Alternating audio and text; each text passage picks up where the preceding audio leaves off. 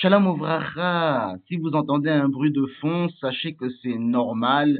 Nous sommes en pleine saison des cyclones et le 6e cyclone de la saison vient de toucher Madagascar. Et donc, ce qui fait qu'il pleut énormément. Donc, je ne sais pas comment cette vidéo va sortir au niveau donc auditif, mais si vous entendez effectivement donc un peu de bruit, c'est tout simplement donc la pluie qui tombe en abondance à cause donc du cyclone. Mais cela ne va pas nous empêcher de continuer à transmettre les messages de la Torah. Nous en sommes à la 3e vidéo de cette série sur la poésie dans la Torah. Dans le premier épisode, j'avais fait une espèce d'introduction générale. Dans le deuxième, j'avais parlé de l'organisation du texte autour du chiffre 5. Dans ce 3e épisode, nous allons parler de la méthode du parallélisme.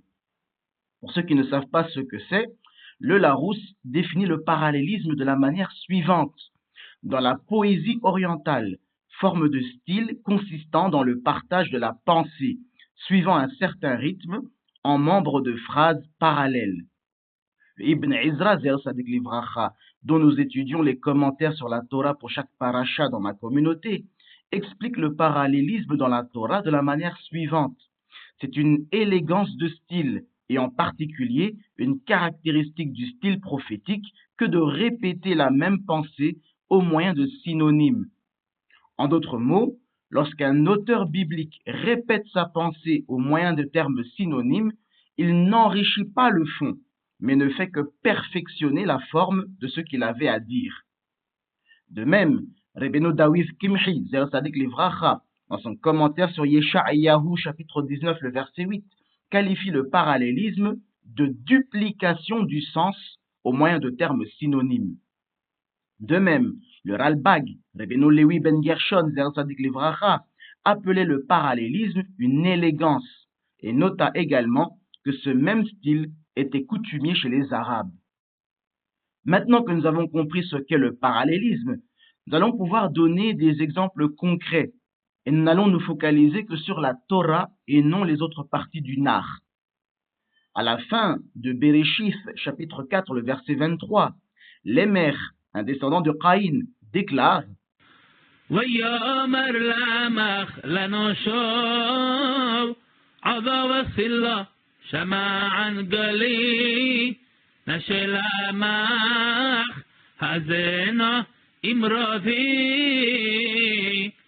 كيش هرغتي لفصي ويالاد لحبورتي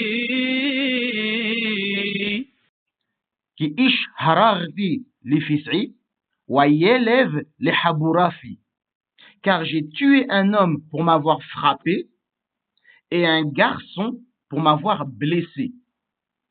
À première vue, Lémer semble avoir tué 2 personnes, un homme qu'il avait frappé et un garçon qu'il avait blessé.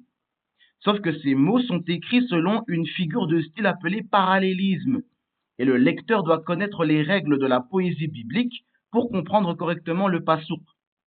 En effet, Lémer n'a tué qu'une seule personne, bien qu'il décrive l'incident à 2 reprises, en utilisant des termes légèrement différents.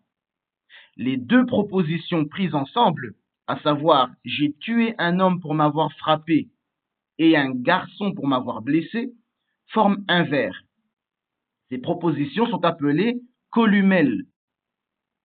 Dans le parallélisme, un auteur exprime une seule idée en 2 columelles ou plus successives, la seconde columelle faisant écho à la première par son contenu et ou sa grammaire. L'homme, dans la première columelle, est la même personne que le garçon dans la deuxième columelle. Pour m'avoir frappé est parallèle à pour m'avoir blessé. Prenons ensuite un passage dans lequel Hachem Ifralé explique comment il punira celui qui consommera du sang. Voici ce qu'il déclare dans la 2e partie de Wayikra, chapitre 17, le verset 10.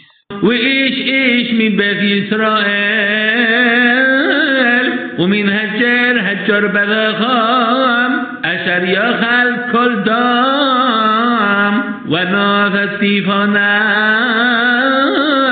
بالنفش وهخرتي أذا مقارب عما ונפתי פניי בנפש האוכלת אף הדם, והכרעתי אותך מקרב עמך. Je fixerai ma face contre la personne qui consomme le sang, et je la retrancherai du milieu de son peuple. Dans une lecture classique de ce verset en prose, deux événements frapperont celui qui transgresse la volonté de Dieu. Hachem If'alé, premièrement, constatera la transgression. Ça, c'est la phrase « Je fixerai ma face contre lui ». Et deuxièmement, il fera exécuter cette personne ou la chassera ou retranchera de la communauté. Si, au contraire, nous comprenons ce verset comme un texte poétique, alors la deuxième phrase ferait écho à la première et le verset ne transmettrait qu'une seule idée, à savoir que si Dieu rejette le coupable dans la première phrase, alors la deuxième phrase est la conséquence naturelle de la première et non une action distincte. La deuxième phrase ferait écho à la première et la renforcerait, reformulant et soulignant la conséquence de la consommation du sang au lieu d'introduire un second événement. Le parallélisme peut même influencer le nombre de miswot contenus dans la Torah ou dans un verset. Comme chacun le sait, selon la tradition juive, la Torah contient 613 miswot, comme cela est indiqué dans la Maserhet Makos au Daf 23b. Mais jamais Hazal n'énumère ces 613 miswot. En réalité, les Chachamim Zichronam Livracha avaient le même nombre de miswot, mais des façons différentes de les dénombrer. D'où les divergences entre le Rambam, le Ramban, le Sefer HaChinuch, etc. sur quel verset doit être considéré comme énonçant une miswa, ou même sur le nombre de miswot qui seraient énoncés dans un verset. Prenons pour premier exemple la première partie de Wayikra, chapitre 19, le verset 14. لا تقل الحرش والإفنى عوار لا تتال مخشال وياريها ما ألهاها أني أذناي Lo seqallel heresh, welifne iwer, lo fiten mirchol. Tu ne maudiras pas un sourd, et tu ne placeras pas de pierre d'achoppement devant un aveugle. Interprété comme un texte classique, ce passage interdit deux actes précis. Insulter les sourds et entraver la libre circulation des aveugles. Comme je l'ai dit, il n'existe pas de liste officielle des 613 miswot par Hazal. Mais le Rambam Zer Sadik Livracha, dans son Sefer HaMiswot, y voit deux interdictions distinctes.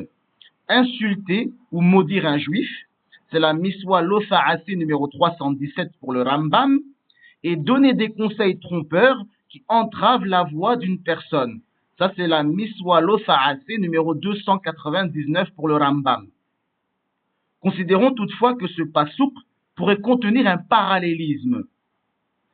La première phrase, la première columelle serait « Tu ne maudiras pas un sourd » et la deuxième columelle serait « Et tu ne placeras pas de pierre d'achoppement devant un aveugle ». En effet, de nombreux textes poétiques anciens présentent aveugles et sourds comme des paires de mots en collusion parallèle. De plus, si ce vers était en prose, la phrase pourrait se lire ainsi. N'insulte ni n'entrave les sourds ou les aveugles. Pourquoi Moshe Rabbeinu alayhi wa shalom a-t-il choisi de séparer les deux handicaps en deux phrases distinctes? Une lecture parallèle suggère que Moshe Rabbeinu accentue la sévérité de la loi en collusion.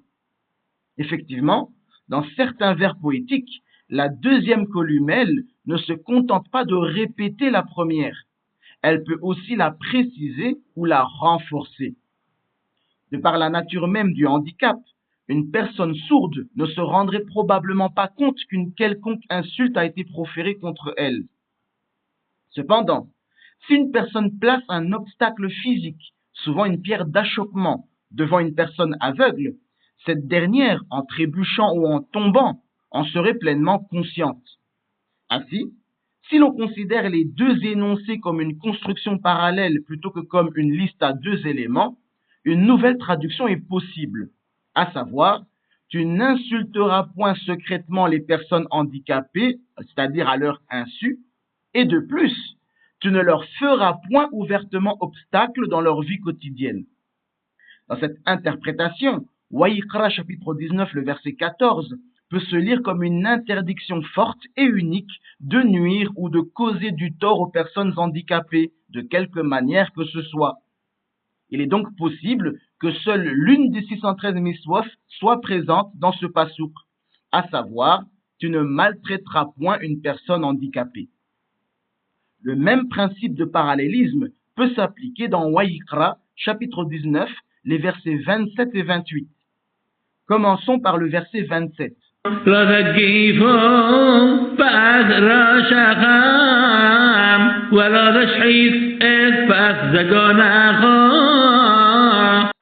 Lo saqifu peas roshechem, welo sashif es peas zeqanecha.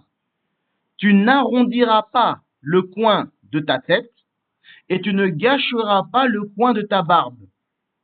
Si l'on considère les deux phrases comme un texte en prose, elles contiennent deux interdictions concernant les poils sur deux parties différentes du crâne.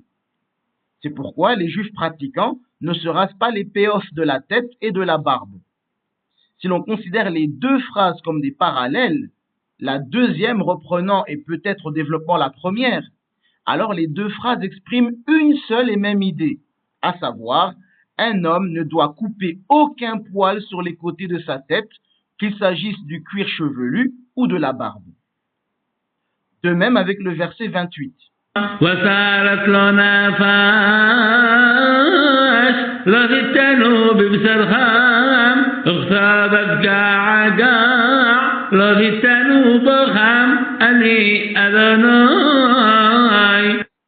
Wesheret la nefesh lo sitenu bifsarchem ursovef qa'aqa lo sitenu bachem.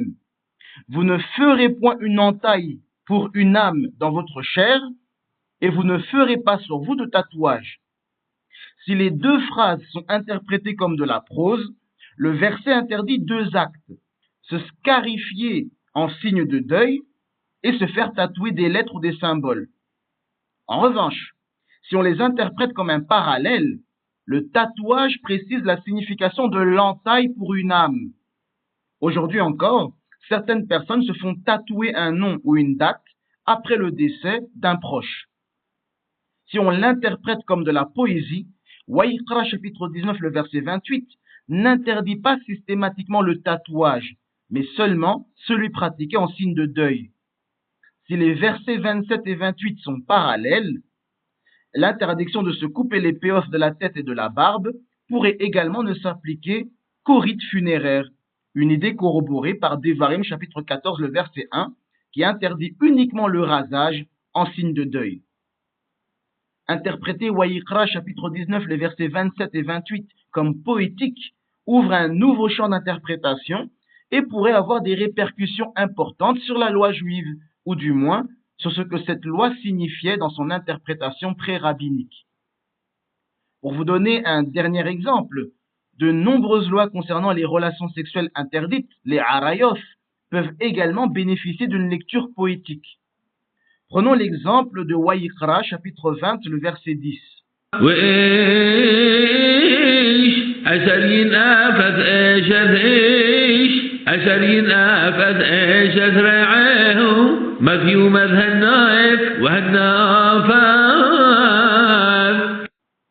Weish, asher yinaf ef eshef ish, asher yinaf ef eshef re'ehu. Et un homme qui aurait commis l'adultère avec l'épouse d'un homme, qui aurait commis l'adultère avec l'épouse de son prochain. Le verset présente une étrange répétition. L'expression Asher yinaf ef eshef, celui qui commet l'adultère avec la femme de, figurant à la fois dans la première phrase et la deuxième. Il s'agit d'une répétition poétique et voulue. En effet, une lecture de ce verset, qui présente un parallélisme, suggère que la deuxième phrase renforce la première en passant du crime général d'adultère au crime spécifique d'adultère avec une femme israélite.